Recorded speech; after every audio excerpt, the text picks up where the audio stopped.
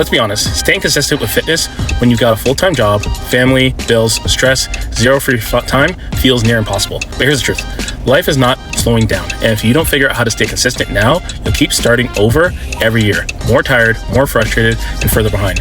In this video, I'm breaking down exactly how I've helped busy dads, including myself, stay on track no matter what life throws at them. Just strategies that work in real life for real men with real responsibilities. Let's get into it. So, let's be clear. Everyone has the same amount of time.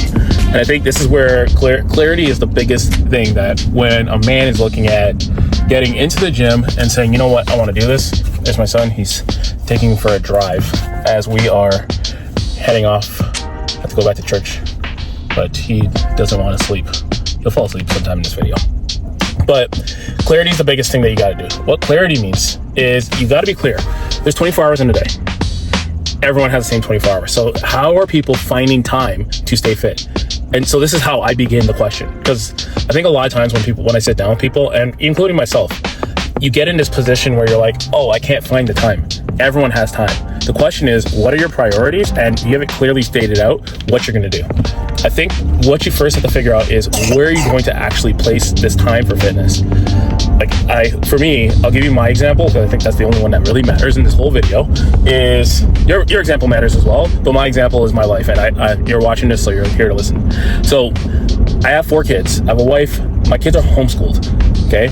And my wife is a stay-at-home. She homeschools. She runs a couple businesses, and I work full-time. I work in a gym, but I work in a corporate gym. I am the manager of that gym. So I'm not training per se people. I'm training trainers to train people, and I meet people on a regular basis, and I go through assessments. So I have a full day ahead of me. My day is geared out through schedules. If I don't schedule time to go and work out for myself, I will not. And that's taking it from someone who works in a gym. So a lot of times what I've been doing is I've been waking up in the morning. Honestly, I hit that snooze. And I think there's too much things on Instagram and YouTube and all these things where people are like, if you don't get up, you're not a man. Like I know it's hard, man. It's hard.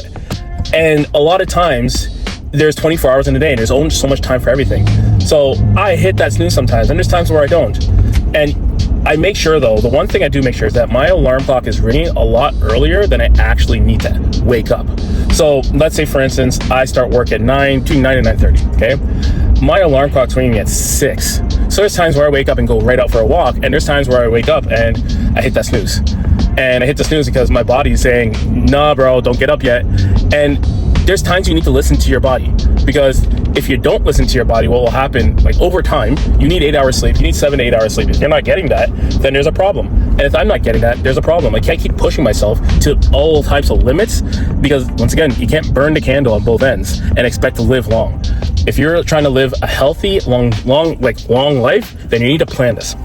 So anyways, I wake up in the morning, and on the days where I do hit the snooze or I don't hit the snooze, the first thing I do is I get up, I put on my joggers, I put on my hoodie, and I brush my teeth, and I put on my running shoes. The running shoes that I have, I don't need socks for, so I don't need to find socks.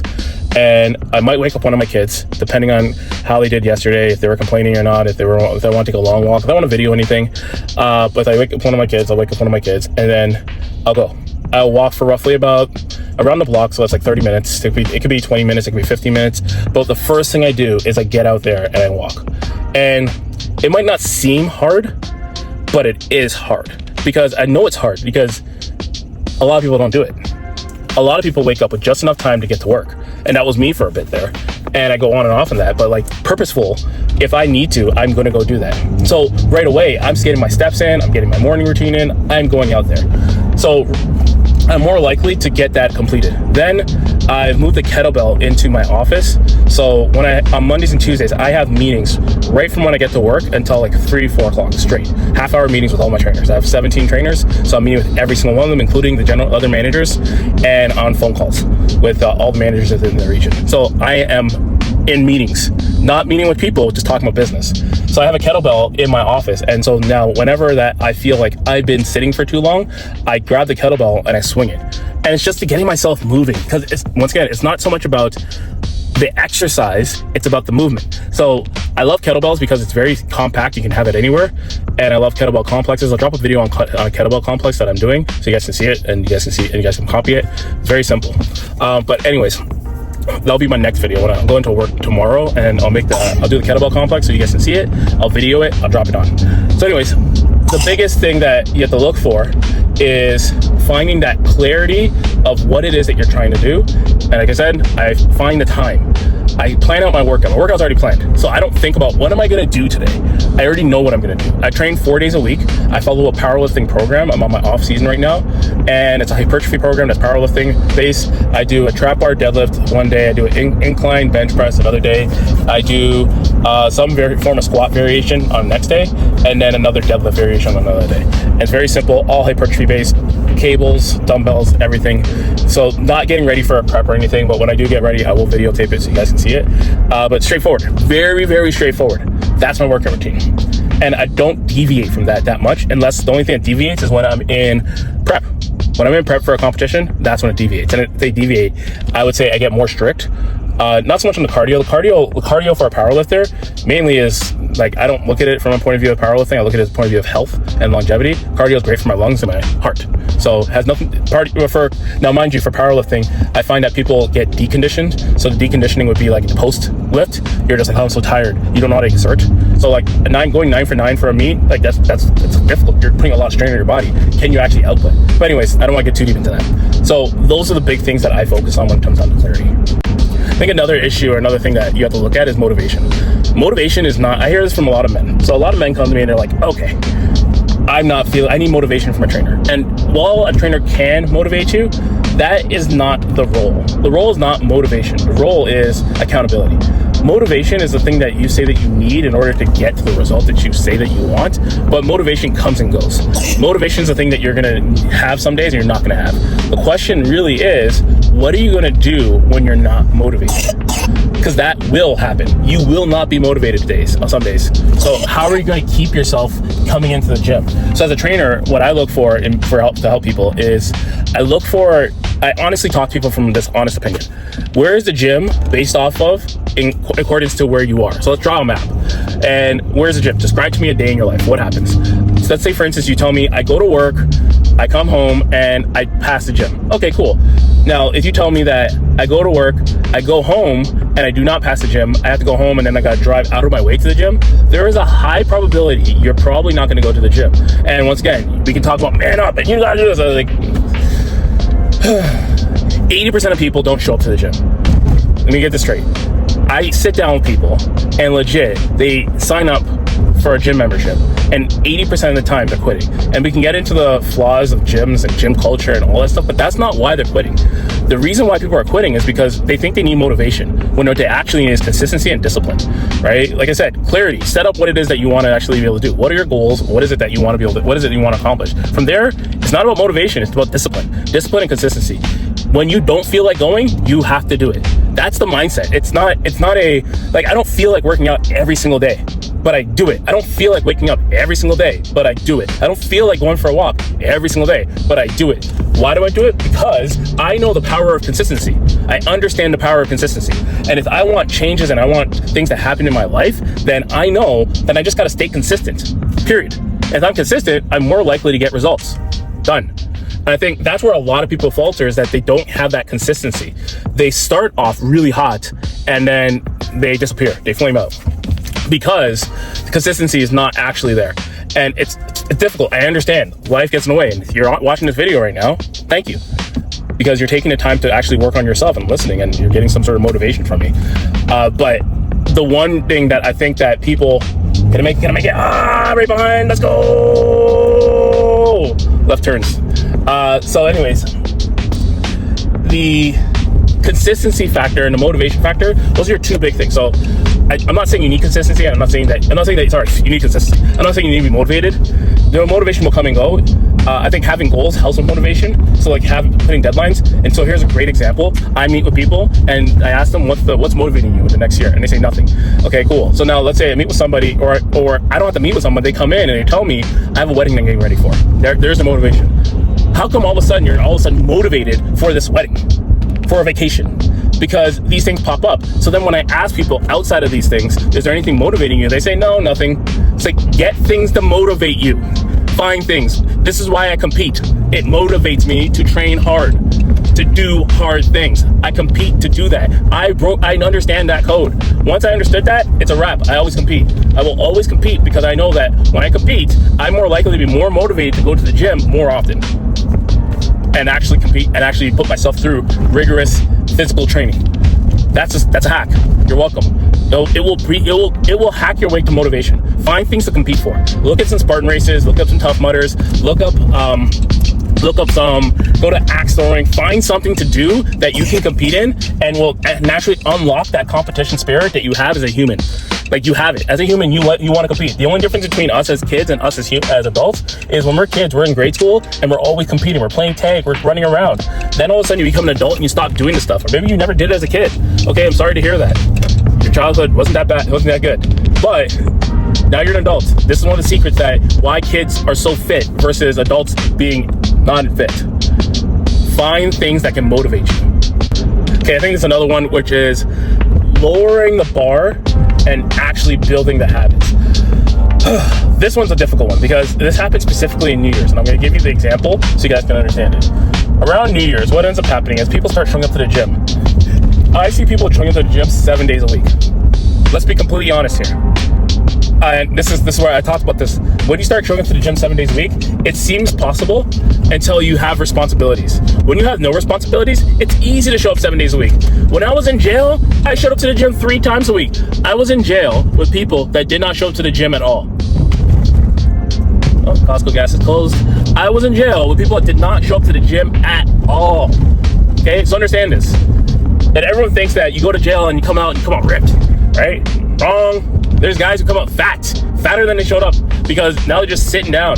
The body's like atrophying, calling for activity, right? Because at the end of the day, it's the same principle that applies out here. There's people who want to work out and there's people who don't. And then there are people who work out in jail and to pass the time and they start working out and they come out jacked, and then all of a sudden they didn't really build the habits. So when they get out, nothing happens because they didn't build the actual habits that they need to have. So that's one thing I was able to do while I was in there. I built the habits of being a fitness person, right? Anyways, so I say all this to say this. When I was in there, I worked out 3 times a day. All right, so cool. I got out. I was still working out 3 times a day. I got a job. I was still working out 3 times a day.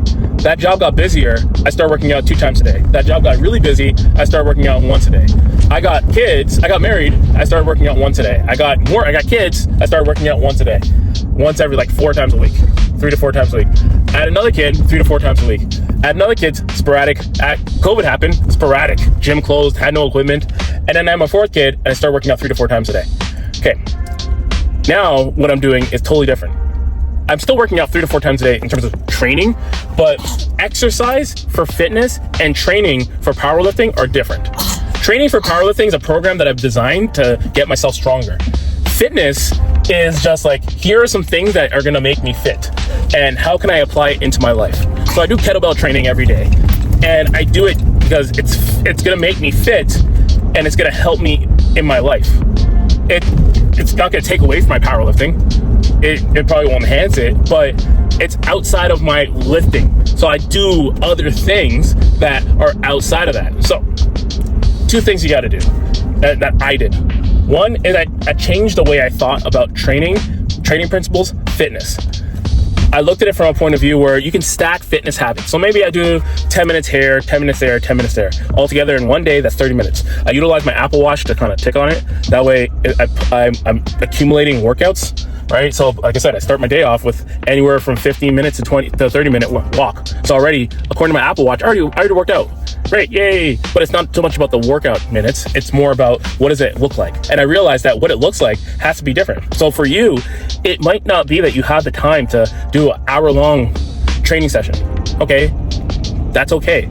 Start where you are. And I think that needs to be heard in this space because a lot of times it's extremes. And I see it. I see people come in and they're telling me the extremes.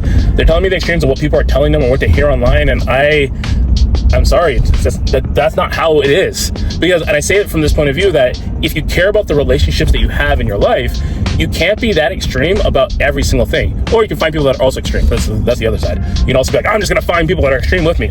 Cool. I'm gonna make my kids extreme. Amazing, great. Woo, more power to you. But let's be completely honest here. If you want to raise kids that love you, you want to find out what they're into and get them to do those things. If you push them into things, they'll start off doing it, but they will learn to resent you.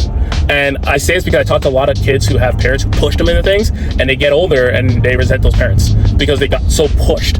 And they can see the benefit of it, but they can also be like, man, like there's a fine line, and you better hope that your kid has like the right mentality, or else that line can get crossed. That is another human being that you are pushing around, and they have feelings, thoughts, and personalities, and at some point they will now utilize those. So if you want to have them in your life for the rest of your life, make sure you deposit a lot more than you withdraw.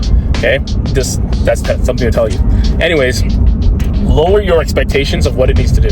So let's say, for instance, that you want to go to the gym 7 days a week. Try to bring it down to 3.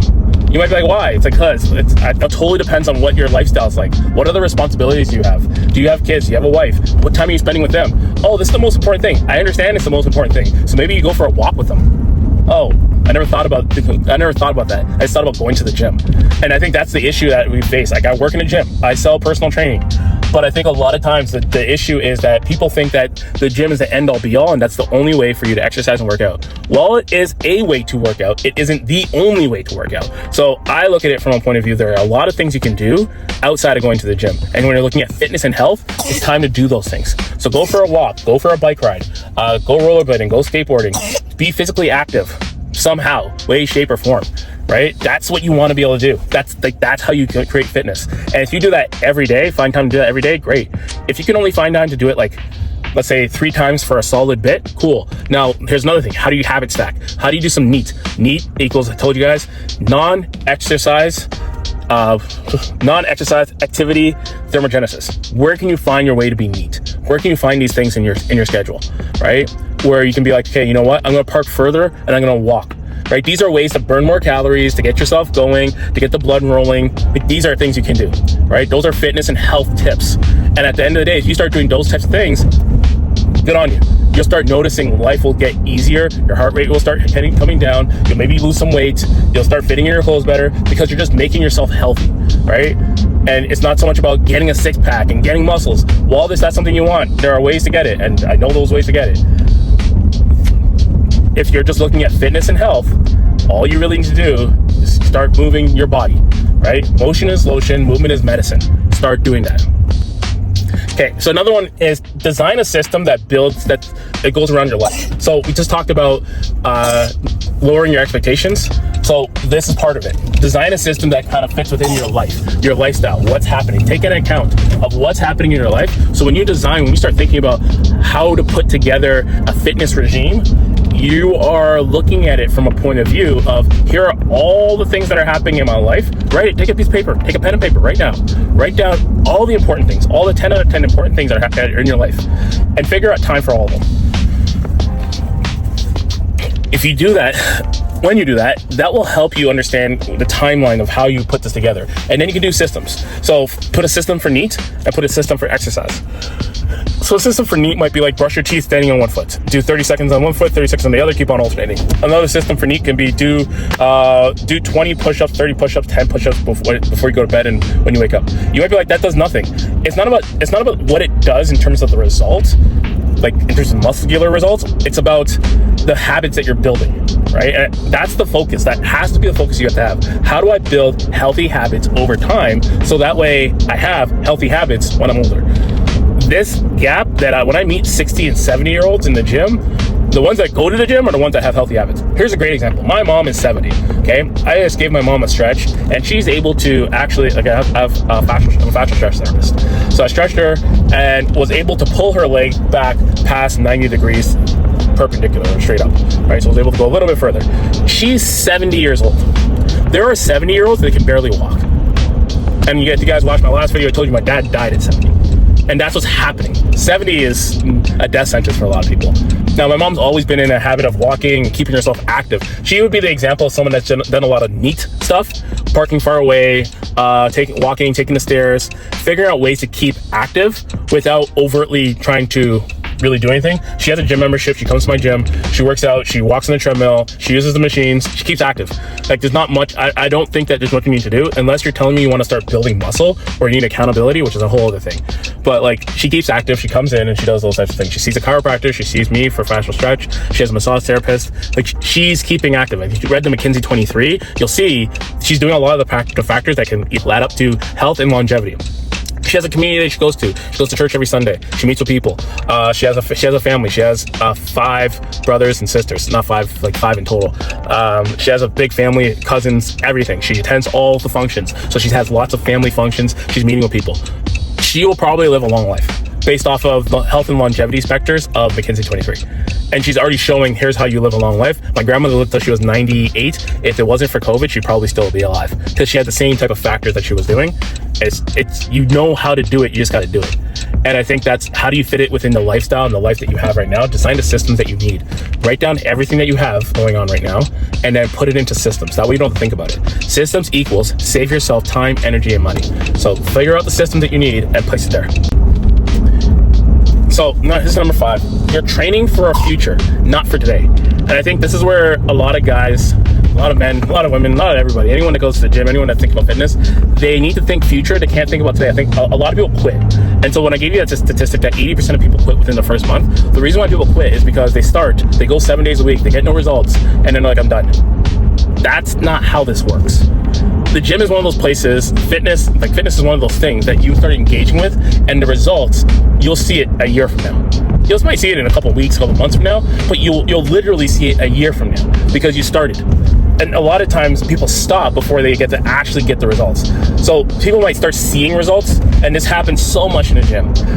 They have a 30-pound weight loss goal. They lose 10 pounds in the first month, and then they're like, "Ooh, yeah!" And then they go out there and reward themselves with food. Wrong. Don't do that. You're training yourself. You're training yourself that you can eat that food all the time. It's not a bad thing to eat the food. It's a bad thing to reward yourself to eat the food. If you want the food, have the food, but don't use it as a reward. Anyways, they start coming in, they drop 10 pounds, and then they're like, yeah, I dropped 10 pounds, and then, okay, cool. Then they stop showing up because it got hard. Or they're like, I'm not losing weight anymore. How come? They hit plateaus and they don't know what to do. And there's lots of information online on what to do next. You just have to comb it, or you can hire a trainer. Hi, I'm a personal trainer. I literally find things to help people overcome plateaus. But you get a plateau and then you stop. Consistency is the name of this game. And the person that's the most consistent is the person that will actually do the best and get all the results they want physically. Just stay consistent. That's the number one thing I can say. If you can stay consistent, you are more likely to be in a place where you will be happy with the way that you look, happy with the way that you feel, happy with what you're doing. And if you do that over a period of time, you'll start seeing results. But a lot of people quit within a certain timeline, and they quit way too soon. Don't quit. Don't be one of those quitters. Wait it out. Trust me, I understand it's hard. But if you wait it out and give yourself time and actually put yourself through everything, I guarantee you will be happy with the results that you're getting. Do not quit. All right, that's it for today's video, and I hope you got something out of it. If you did, share with a friend. Subscribe to this channel. I'm dropping stuff like this all the time, where I just want to be talking to, like, in terms of just talking to men and talking to whoever resonates with this, realistically. But I'm a busy dad. I'm a dad of 4, and I'm finding time to get this done. And I know it's not easy, but I want to build a community for men where they can share their struggles and find solutions. That's my goal, okay? If you got anything out of this video, like I said, hit that subscribe button, share it to a friend, like this video, and if you're looking for any training plans or anything like that, just write in the comments consistent, and I will send you a free 7-day plan that I've made up for men that I've met in the gym. Very straightforward. It's very simple. I have several different copies of them, but there's one that's for beginners, one for intermediate, one for advanced. We'll do a connection call and we'll figure out where you're at, and then just give you a 7-day plan from there. Totally free. Like I said, I want to build a community for men where they can actually crush it and see themselves be successful and be the man they want to be physically, mentally, spiritually. Peace.